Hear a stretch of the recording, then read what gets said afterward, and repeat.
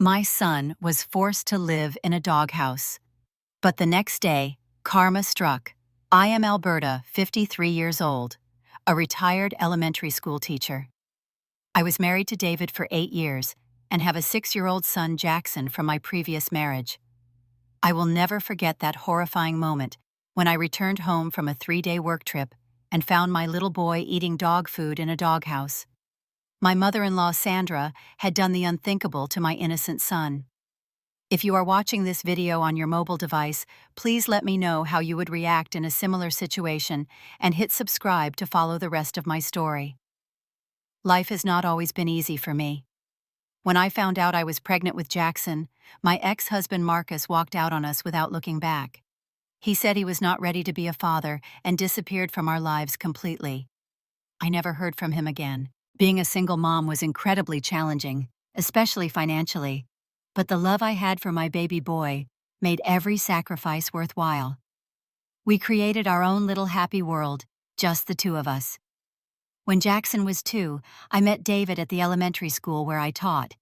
He worked as the maintenance supervisor, always fixing things around the building with a friendly smile. He was 45, kind and patient, especially with the children. I noticed how he would always take extra time to chat with Jackson whenever he saw us. My son would light up around him, fascinated by the tools in his belt and his stories about fixing things. After several months of casual conversations in the hallways, David finally asked me out for coffee. Our relationship progressed naturally, and we dated for about a year before he proposed. I was cautiously optimistic about this new chapter in our lives. Jackson had grown attached to David, and they had a wonderful bond. It seemed like we were finally getting our happy ending. The first time I met David's mother, Sandra, was at a dinner he arranged specifically for this introduction. She was 70 years old, immaculately dressed with perfectly styled silver hair, and a polite smile that never quite reached her eyes. She greeted me warmly enough, but throughout the evening, I noticed how her questions often carried subtle judgments about my life as a single mother. "How do you manage to provide for a child on a teacher's salary?" she asked with feigned concern. "I suppose you must receive some support from the government." David did not seem to notice these subtle digs, and I chose not to make an issue of it. I wanted his mother to like me, to accept Jackson and me into their family. At first, Sandra appeared to treat Jackson kindly, especially when David was around. She would bring small gifts for him and ask about his interests. But I started noticing small things, like how she would refer to him as David's stepson rather than my grandson when talking to her friends. When David mentioned that he viewed Jackson as his own son, Sandra would quickly change the subject. "He is a nice enough boy," she told me once when David was out of earshot. "But of course it is different when they are not actually your flesh and blood." Despite these warning signs, I tried to maintain a cordial relationship with Sandra. David adored his mother and always spoke of her with great respect. According to him, she had raised him and his brother Thomas alone after their father died young. David credited her strict upbringing for his success in life. "Mom just wants what is best for us," he would say whenever I mentioned Sandra's critical comments. "She has always protected her family fiercely." I did not realize then how significant those words would become. Family to Sandra had a very specific definition, and it did not include those without her bloodline. After we got married, David and I purchased a lovely 3-bedroom home in a quiet neighborhood about 20 minutes' drive from Sandra's house. It was perfect for our little family, with a good school nearby for Jackson and enough space for him to play. David had been promoted to maintenance manager at a local resort, which often meant long shifts and occasional weekend work, but the increased salary helped us afford our new home. I continued teaching at the local elementary school, truly loving my work with the children and being able to be home when Jackson returned from school. We established comfortable routines, and our life together felt stable and happy. Jackson was thriving in his new school, making friends quickly with his outgoing personality. Sandra would visit our home about twice a month, always bringing something for the house like new towels or kitchen gadgets that I clearly needed. Her visits were cordial on the surface, but I noticed she would often make small comments about my housekeeping or parenting choices. "Jackson seems quite energetic today. Perhaps you should consider limiting his sugar intake." She would suggest while watching him play. Or, "This living room could use a woman's touch. I suppose you are just too busy with work to properly decorate." David never seemed to notice these subtle criticisms. Whenever I mentioned them later, he would laugh it off. "That is just Mom being Mom. She has always been particular about homes and children. She does not mean anything by it." As time went on, Sandra became more direct with her disapproval, especially regarding Jackson. She would question my parenting decisions in front of David, making it seem like she was just offering helpful advice from her experience. When David was that age, I never allowed him to speak so freely. "Children need firm boundaries," she would say when Jackson enthusiastically shared a story from school. Or, "In my day, children ate what was put in front of them without complaint. You are too soft with him, Alberta." I began noticing a troubling pattern. Sandra would be perfectly pleasant when David was around, even showing affection to Jackson. But if David left the room or went outside, her demeanor would change instantly. Her voice would become cold, her smile would disappear, and she would look at Jackson as if he were an inconvenience. Even more concerning was Jackson's changing behavior around Sandra. My normally bubbly, confident little boy would become quiet and anxious when he knew she was visiting. He started making excuses not to be alone with her, asking if he could go to a friend's house or stay in his room when she came over. One evening after Sandra had left, I found Jackson hiding in his closet, clutching his favorite stuffed animal.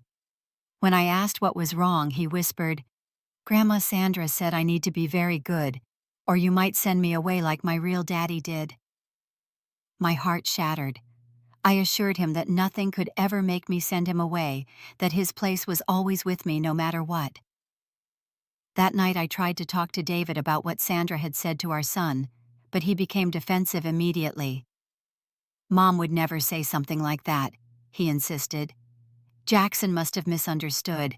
She loves him in her own way." This became a recurring issue in our marriage.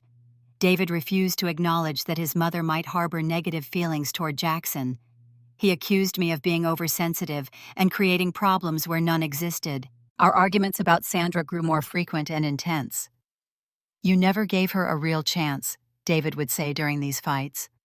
"She is just trying to be a part of our lives, and you keep finding fault with everything she does." I felt increasingly isolated in my concerns. Was I overreacting? Was I letting my insecurities as a stepmom color my perceptions of Sandra? The doubt was exhausting, but my maternal instinct kept warning me that something was not right. Little did I know that these subtle red flags were just the beginning, and that Sandra was capable of far worse than cutting remarks and emotional manipulation.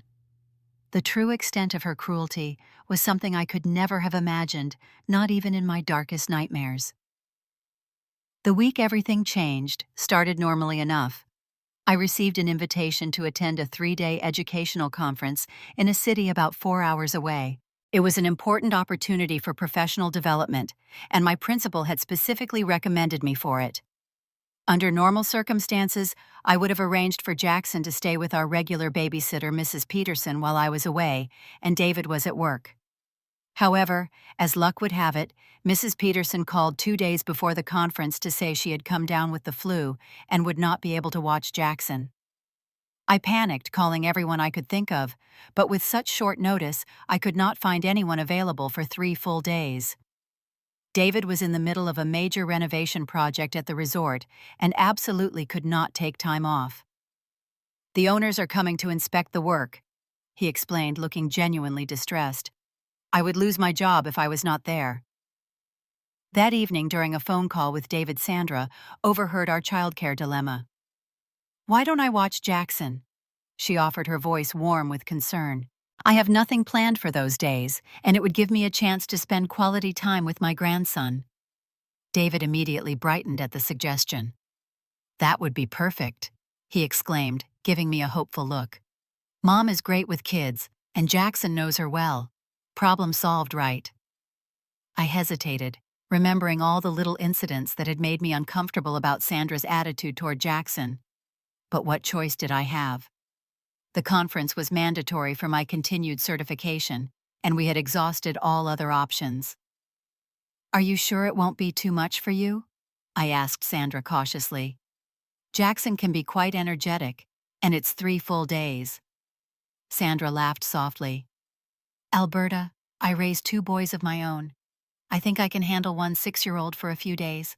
We will have a wonderful time together.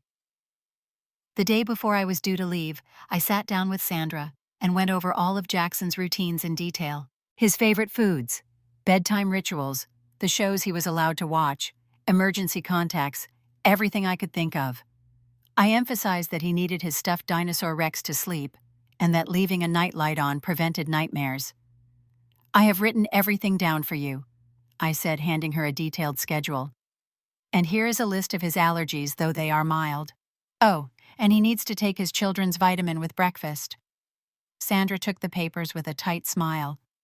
I think I can manage without an instruction manual, Alberta. Children need structure, but they also need flexibility.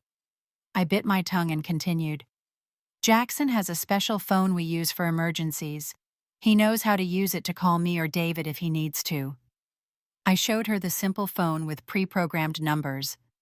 I have told him he can call me any time. You are going to make the boy anxious with all these precautions, Sandra said dismissively. Children are resilient. A few days with different rules won't hurt him. That evening I had a private conversation with Jackson in his bedroom. I explained that I had to go away for a few days for work, but that I would call every night before bedtime. I showed him again how to use his emergency phone if he needed me.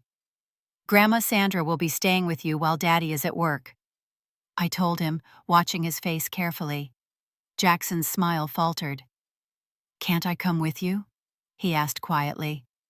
I wish you could, buddy, but this is a grown-up work thing, I explained. I'll be back before you know it, and we can have a special movie night when I return. Promise you'll call? He asked, his small fingers clutching Rex tightly. Every night, I promised, hugging him close. And you can call me anytime you need to talk. The first day of the conference went well, and when I called that evening, Jackson sounded okay. Sandra had taken him to the park and made his favorite mac and cheese for dinner. He was tired, but happy to tell me about the squirrels he had seen and the big slide he had gone down 100 times. Sandra got on the phone briefly. Everything is fine, Alberta. You worry too much. Jackson and I are having a wonderful time. The second day I tried calling during my lunch break, but Sandra didn't answer. When I finally reached them that evening, Sandra answered, instead of putting Jackson on directly as we had agreed. He's already asleep, she said. He had a very active day and was exhausted. Best not to wake him. Something about her tone made me uneasy. Can you just check on him? I'd really like to say goodnight. He's fine, Alberta, Sandra said firmly. Children need their rest. I'll tell him you called in the morning. I tried Jackson's emergency phone, but it went straight to voicemail. When I mentioned this to Sandra, she said, Oh, the battery probably died. I'll charge it tonight. By the third day, my anxiety was mounting. I called multiple times throughout the day, but Sandra either didn't answer or gave brief, vague responses about Jackson being busy playing or taking a nap. When I asked to speak directly to him, she always had an excuse for why that wasn't possible. During the afternoon break at the conference, I made a decision. I couldn't shake the feeling that something was wrong. I approached the conference organizer and explained that I had a family emergency and needed to leave early. She was understanding and assured me I would still receive my certification credits. I packed quickly and started the 4-hour drive home, my mind racing with scenarios each worse than the last.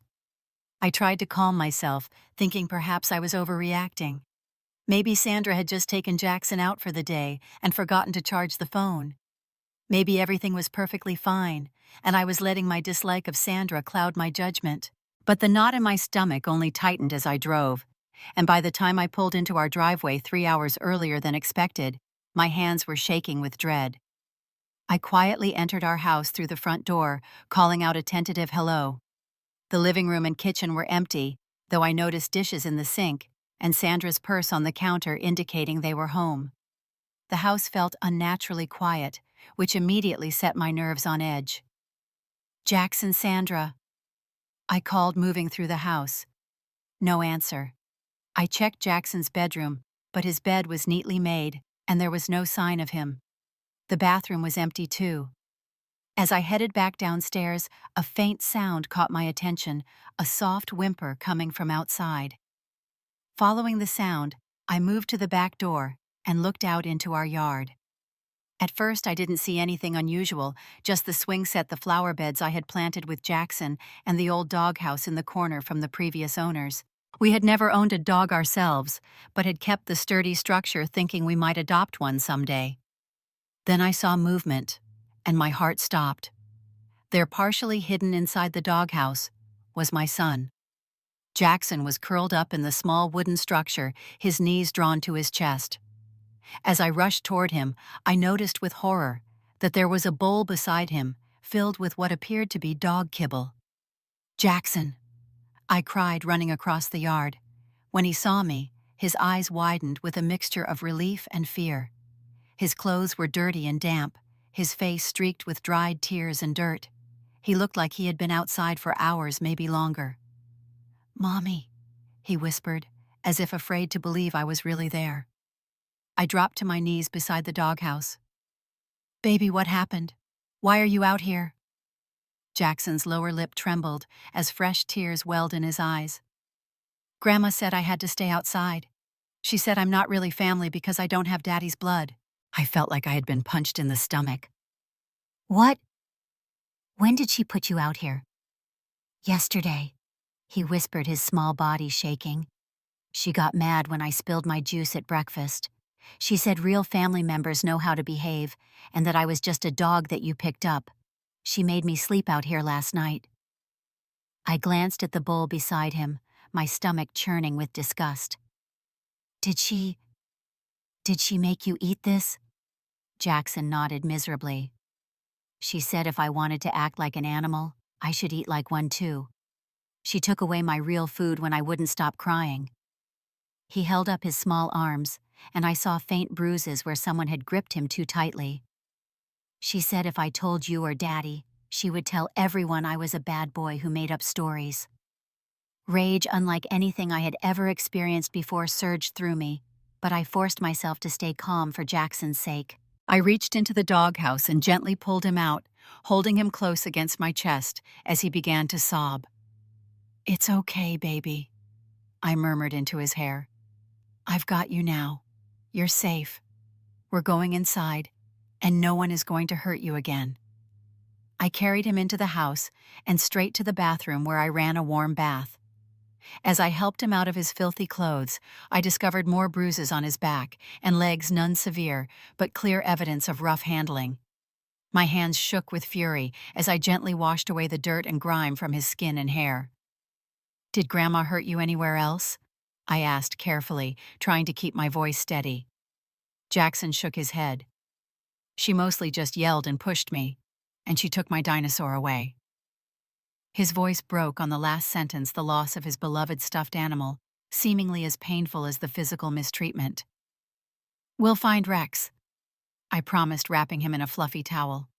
"And Grandma will never ever treat you this way again." I helped him dress in clean clothes and was preparing to make him a proper meal when I heard the back door open. Sandra's voice called out, "Jackson, where are you, boy? You better not have come inside without permission." She appeared in the kitchen doorway, stopping short when she saw me standing there with Jackson beside me. For a moment her face registered shock, but then it smoothed into a cold smile. "Alberta, you're back early," she said, her tone pleasant, as if nothing was wrong. "I wasn't expecting you until tonight." "What did you do to my son?" I demanded, my voice shaking with rage. Sandra's expression didn't change. "Welcome back. I made a home for your son. I thought it was time he learned his place in this family." The casualness with which Sandra admitted to her cruelty sent a wave of white-hot fury through me. I positioned myself between her and Jackson, who was now clutching the back of my shirt, trembling. "How dare you?" I said, my voice low and dangerous. "How dare you treat a child like that, any child, let alone your own grandson?" Sandra's lips curled into a sneer. "He is not my grandson. He shares none of my blood, none of David's blood. He is just some brat you dragged into my son's life, a burden David never asked for. Jackson is my son. I said firmly. And David loves him as his own. You had no right to hurt him, to humiliate him, to make him sleep outside like an animal. I was teaching him a valuable lesson, Sandra replied, crossing her arms defensively. David is too soft with him, and you spoil the boy rotten. Someone needed to show him his real place in this family. And what place is that? I demanded. On the outside looking in, she stated coldly. You may have trapped my son with your ready-made family, but that doesn't make your bastard child a real member of my family. I felt Jackson flinch behind me at her cruel words. My hands balled into fists, and for a moment I was tempted to show Sandra exactly how it felt to be physically intimidated. But I would not lower myself to her level, especially not in front of my son. Instead, I pulled out my phone. I'm calling David right now. He needs to know what you've done. Sandra laughed, the sound sharp and mocking. Go ahead. David will never believe you over me. I raised him to respect his mother above all others. Do you really think he'll take the word of a woman he's known for a few years over the woman who gave him life? Despite her confidence, I dialed David's number, putting the phone on speaker so Sandra could hear. When he answered, I tried to keep my voice steady, as I explained what I had found upon returning home. David, I came home early and found Jackson locked outside in the doghouse. Your mother forced him to sleep out there, made him eat dog food. He has bruises, David. She hurt our son. There was a long pause before David responded, his voice tight. Alberta, are you sure that sounds extreme? Maybe there was some misunderstanding. There was no misunderstanding, I insisted. Your mother admitted it to my face. She's standing right here. She called Jackson a bastard and said he's not part of the family. Mom wouldn't do that, David said, sounding uncertain but defensive. She can be strict, but she wouldn't be cruel to a child. Sandra moved closer to the phone, her voice transforming into something fragile and wounded. David, sweetheart, I don't know what Alberta is talking about. Yes, I made Jackson play outside because it was such a beautiful day, but all these other accusations. I think Alberta is overreacting because she feels guilty about leaving her son. I couldn't believe what I was hearing. She's lying, David, look. I'm sending you pictures right now. I quickly took photos of Jackson's bruises and the doghouse with the bowl of dog food still sitting inside it, sending them to David's phone. Those could be from anything, Sandra said dismissively. Children get bruises playing all the time, and that food bowl was for the stray cat that comes around. I would never make a child eat animal food. David sighed heavily on the other end of the line. Alberta, look, I can't deal with this right now. The resort owners are here for the inspection. Can we talk about this when I get home? I was stunned by his response. Are you serious? Your mother abused our son, and you're worried about work. I'm not saying I don't believe you, David said quickly. But I can't just walk out right now. Mom has never been abusive before. Maybe there's a reasonable explanation. Sandra's triumphant smile made my blood boil. She mouthed, I told you so, at me while David was speaking. There is no reasonable explanation for making a 6-year-old sleep in a doghouse, I said firmly. None. And the fact that you're even hesitating tells me everything I need to know. Alberta, please, David pleaded. Just wait until I get home. We'll sort this out as a family. As a family, I repeated incredulously. Your mother just said Jackson and I aren't family. And right now, I'm not sure you understand what family means either. I hung up the phone and turned to Sandra, who was looking smugly victorious. I told you, she said. David will always choose me. I'm his mother. You and your son are replaceable. In that moment, I made my decision. I would not keep my child in a home where he could be treated this way, where his own stepfather wouldn't immediately rush to his defense. Jackson, honey, I said, turning to my son. We're going to pack some of your things. We're going to stay somewhere else for a while. You're not taking my son's stepson anywhere, Sandra declared, moving to block the hallway. David would never forgive you if you just disappeared with the boy. Watch me, I replied, guiding Jackson around her. And if you touch either of us again, I will call the police and have you arrested for child abuse. Sandra's face contorted with rage. You ungrateful bitch. I welcomed you into our family, and this is how you repay me, by threatening me, and stealing my son's happiness. I ignored her and helped Jackson pack a backpack with clothes and necessities. I searched his room for Rex, his stuffed dinosaur, but couldn't find it. When I asked Sandra where it was, she just smiled maliciously. Probably in the trash by now. Toys get lost all the time. I wanted to scream at her to make her feel a fraction of the pain she had caused my son, but I knew getting Jackson away from her was the priority. As we headed for the front door, Sandra made one last attempt to stop us. "If you leave now, don't expect to come back. I'll make sure David knows you abandoned him, that you kidnapped his stepson and ran away." I turned to face her one last time. "You know what, Sandra? You can tell David whatever lies you want.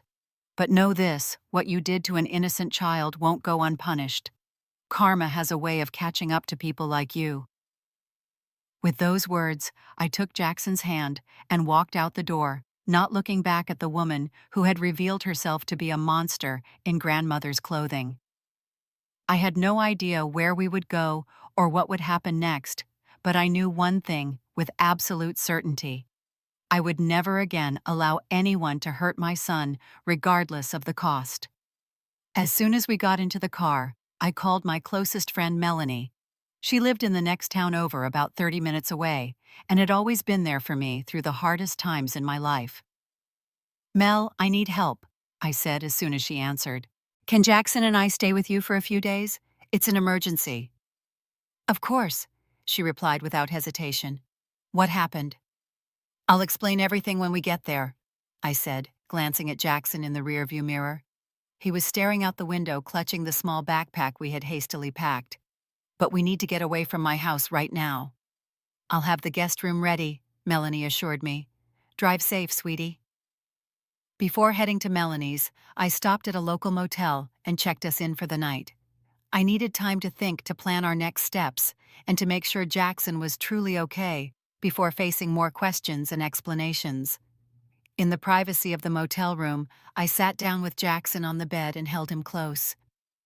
"I need you to tell me everything that happened while I was away, honey. I know it's hard to talk about, but it's very important." Slowly, painfully, Jackson revealed the full extent of Sandra's cruelty. It had started small, with Sandra making comments about how he wasn't really part of the family. When he spilled his juice on the second morning, she exploded in anger, calling him clumsy and worthless. "She took away my special phone," Jackson explained, tears rolling down his cheeks. "She said I wasn't allowed to bother you with silly problems.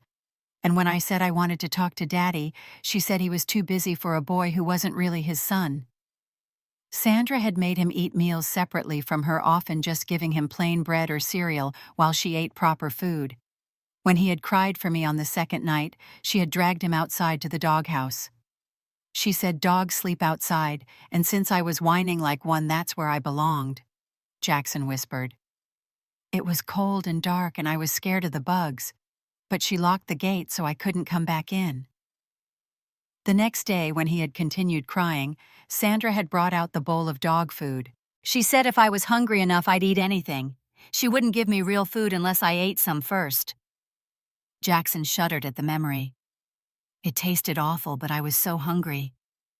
I held him as he cried, my own tears falling freely. How could anyone be so cruel to a child? And how could David, who claimed to love Jackson like his own son, not immediately drop everything when he heard what his mother had done? The next morning, I took Jackson to a pediatrician in Melanie's town, someone who had no connection to us or David's family. I explained the situation honestly, and the doctor carefully documented all of Jackson's injuries, minor though they were, and took detailed notes about the psychological abuse. "These bruises are consistent with someone gripping a child too hard," the doctor confirmed. "And while they're not severe, the emotional trauma of being forced to sleep outside and eat pet food is extremely concerning. I'm required by law to report this to Child Protective Services." I nodded, having expected this. "I understand. I want everything documented officially. I'm planning to consult with a lawyer today." After the doctor's appointment, we went to Melanie's house. She welcomed us with open arms and set Jackson up with cartoons and snacks while she and I talked in the kitchen. "My God, Alberta," she whispered after I'd explained everything. That woman is a monster. What are you going to do? First, I'm going to make sure Jackson is safe and feels secure, I said firmly. Then I'm going to fight like hell to protect him from ever experiencing anything like this again. I called David multiple times, but he didn't answer. Finally, I sent him a text message. Jackson and I are safe. We're staying with friends. We need some time. I've taken Jackson to a doctor to document what your mother did to him. I hope you understand the seriousness of what happened. His response came an hour later. Mom says you're blowing things out of proportion. She was just being strict with him because he was misbehaving. Please come home so we can talk about this rationally. I stared at the message in disbelief. Even with the pictures I'd sent, even knowing that I had taken Jackson to a doctor, David was still defending his mother. That afternoon, I contacted a family lawyer recommended by Melanie. The lawyer, Lisa Harrington, agreed to see me immediately given the circumstances. She listened carefully to my story and reviewed the doctor's report and the photos I had taken. This is a clear case of child abuse, Lisa confirmed. And the fact that your husband is minimizing it is concerning. We need to take immediate steps to legally protect both you and Jackson.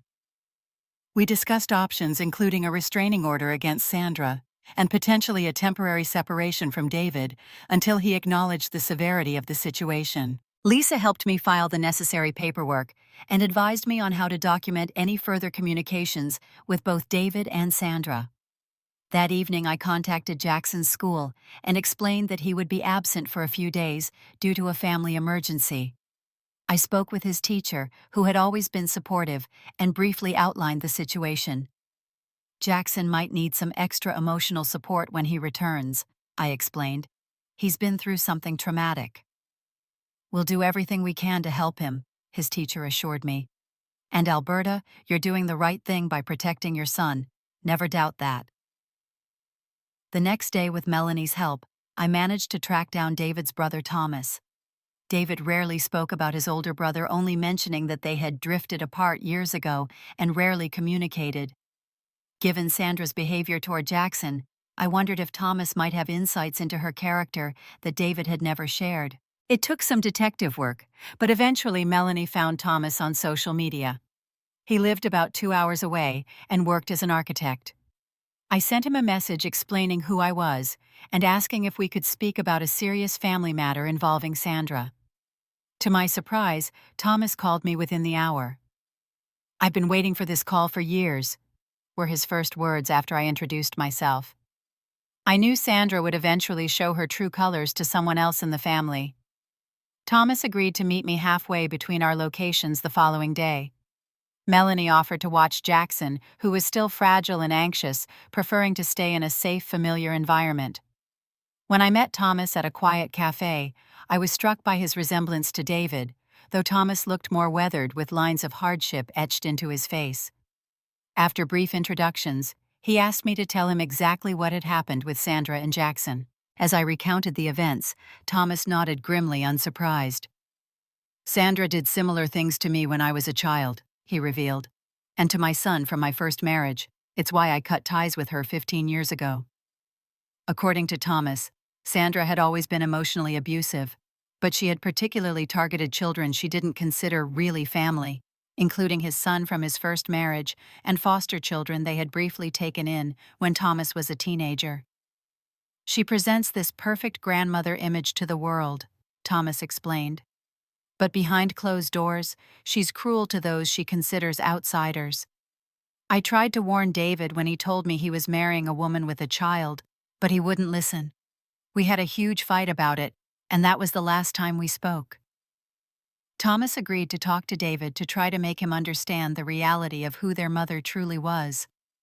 "David was always her favorite," he explained. "She never treated him the way she treated me or the other children. He's blind to her faults because he's never experienced her cruelty firsthand." That evening, Thomas called David and arranged to meet him. David was shocked to hear from his estranged brother, but agreed to the meeting. Thomas showed David the pictures I had sent along with old documentation he had kept of Sandra's abuse toward his own son years ago. Late that night, David finally called me. His voice was shaky, and I could tell he had been crying. "Thomas showed me everything. he said quietly. And he told me about what Mom did to his son to the foster kids. God, Alberta, I had no idea. I thought he was exaggerating all these years. I thought you were overreacting. I'm so sorry. It's not me you need to apologize to, I said firmly. It's Jackson. He trusted you to protect him, and you chose your mother's words over his safety. I know, David whispered. I failed him. I failed both of you. What can I do to make this right? I don't know if you can, I admitted, but acknowledging what happened is a start.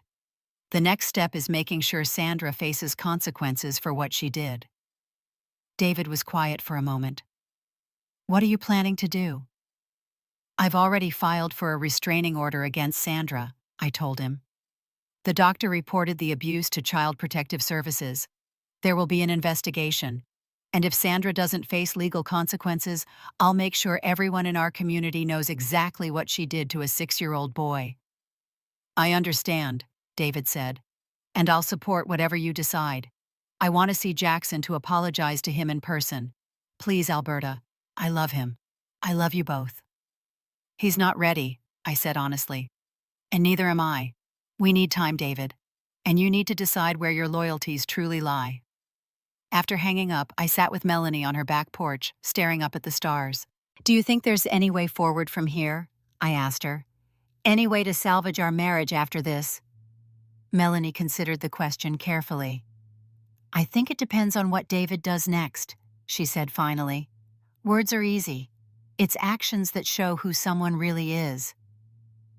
The next morning we discovered exactly what kind of man David was when he called to tell me he had gone to Sandra's house and confronted her with everything he had learned from Thomas and me. She didn't even deny it, he said, sounding stunned. She just said she was doing what was necessary to maintain the proper family order. When I told her she would never be allowed near Jackson again, she slapped me and said I was choosing that woman and her bastard over my own mother. David had officially reported Sandra's abuse to the police, adding his statement to the existing reports from the doctor and Child Protective Services. He had also made it clear to Sandra that if she ever came near Jackson or me again, he would personally ensure she faced the maximum legal penalties possible. It's not enough, he acknowledged. Nothing can undo what she did to Jackson. But I want you both to know that I've made my choice. You are my family. You and Jackson. If you'll give me another chance, I'll spend the rest of my life making this right. I didn't make any promises. Trust once broken is not easily repaired. But I did agree that David could see Jackson supervised by me once Jackson felt ready for the encounter. The wheels of justice began turning slowly but steadily. Sandra received a formal restraining order, prohibiting her from coming within 500 feet of Jackson or our home. The Child Protective Services investigation proceeded with multiple interviews and assessments. Word spread quickly in our small community. Neighbors who had witnessed Sandra's visits came forward with stories of hearing her yelling at Jackson through open windows or seeing her roughly grabbing his arm in the front yard. A former babysitter mentioned how anxious Jackson always seemed before and after Sandra's visits. Sandra's carefully cultivated image as the perfect grandmother crumbled as the truth emerged. Friends stopped calling her. Invitations to community events mysteriously disappeared. Her church group, where she had held a leadership position, quietly asked her to step down. The legal consequences were significant, but the social ostracism seemed to hurt her more. For someone whose entire identity was wrapped up in being respected and admired, becoming a pariah was devastating. Through it all, my focus remained on Jackson's healing. We worked with a child psychologist who specialized in trauma, helping him process his feelings and rebuild his sense of security and self-worth. The therapist found him a new stuffed dinosaur similar to Rex, but with his own unique personality, which Jackson named Survivor. Slowly, tentatively, David began to rebuild his relationship with his son. At first, Jackson was wary, afraid that David might choose Sandra over him again. But David was patient, consistent in his love and support. He attended every therapy session, listened to every fear, and made it clear through both words and actions that Jackson was his priority. I failed you once, he told Jackson during a particularly emotional therapy session. "But I promise I will never fail you again. You are my son in every way that matters." As for our marriage, David and I began our own therapy sessions. The breach of trust was profound, and I struggled with anger and resentment. How could he have doubted me? How could he have hesitated even for a moment when his child was in danger? "I was conditioned my whole life to believe my mother was perfect," David explained during one session. "It's not an excuse, but it's the truth. I couldn't see what was right in front of me because I wasn't allowed to question her. Thomas tried to tell me years ago, but I chose blindness over truth." Gradually, painfully, we began to rebuild. David proved his commitment not just with words, but with actions. He formally cut ties with Sandra, making it clear to everyone that his loyalty was to his wife and son. He reconnected with Thomas, working to heal that relationship and learn more about the family dynamics he had been too close to see clearly. 6 months after the incident, Sandra faced a judge for her actions. She was sentenced to probation, mandatory counseling, and community service. The judge made it clear that her age and previous lack of criminal record had saved her from jail time, but that any violation of the restraining order would result in immediate incarceration. Sandra left the courthouse that day, a diminished figure, her carefully coiffed hair and designer clothes unable to mask the defeat in her posture. As she walked to her car, our eyes met briefly across the parking lot. In that moment, I felt no triumph, no satisfaction, only a profound sadness that someone could harbor such cruelty toward an innocent child. "Karma finally caught up with her," Thomas said quietly, standing beside me. "It took decades longer than it should have, but justice has a way of finding everyone eventually." A year after that terrible day, when I found Jackson in the doghouse, we had moved to a new town, a fresh start for our healing family. Jackson was thriving in his new school, making friends, and gradually regaining the carefree confidence that had been his birthright before Sandra's cruelty. The scars remained, of course. Jackson still occasionally had nightmares about being locked outside, still sometimes checked with me multiple times to make sure he wasn't in trouble for small mistakes. But the good days far outnumbered the bad now, and his therapist was amazed by his resilience. David had transferred to a maintenance management position at a hospital in our new town, with more regular hours that allowed him to be present for family dinners and bedtime stories. He had become the father Jackson deserved, consistent and loving, firm when necessary, but never cruel. Our marriage had survived, though it had been forever changed by what we had endured. The blind trust was gone, replaced by something more clear-eyed and perhaps stronger for having been tested. David had shown day after day, month after month, that his commitment to our family was unwavering. Thomas had become a regular part of our lives, the Uncle Jackson had never known he had. The bond between the brothers had been rebuilt stronger now that they both understood the toxic dynamics that had separated them in the first place. As for Sandra, we heard through community connections that she had moved to a retirement community in another state, starting over where no one knew her story.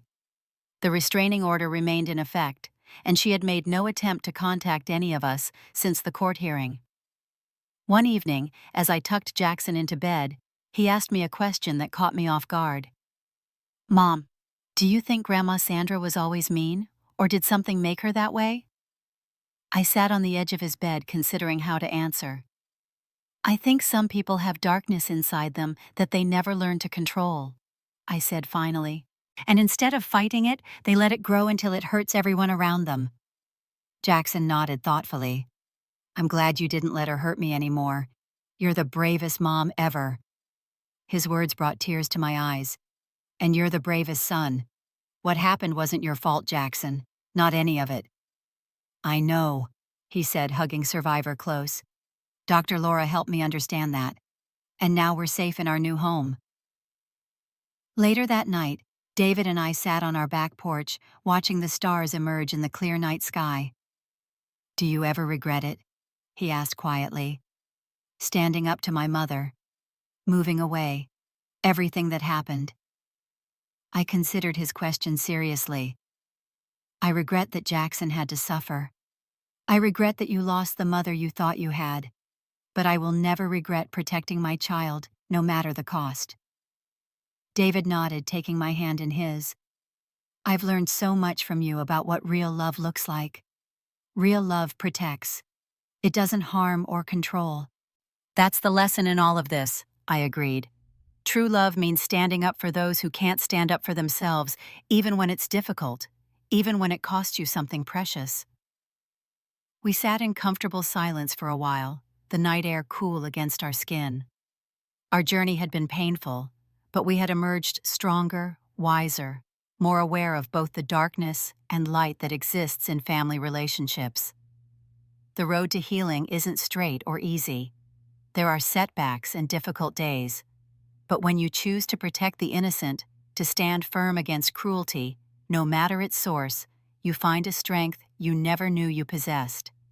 Sometimes the deepest wounds open paths to the most powerful healing, but only when you're brave enough to put the protection of the innocent above everything else, including family ties, comfort, and the illusion of peace. That's the lesson I carry with me every day, a hard-won wisdom from the darkest chapter of our lives. Have you ever had to make a difficult choice to protect someone you love? Would you have confronted Sandra differently or taken other steps to ensure justice was served? Share your thoughts in the comments below.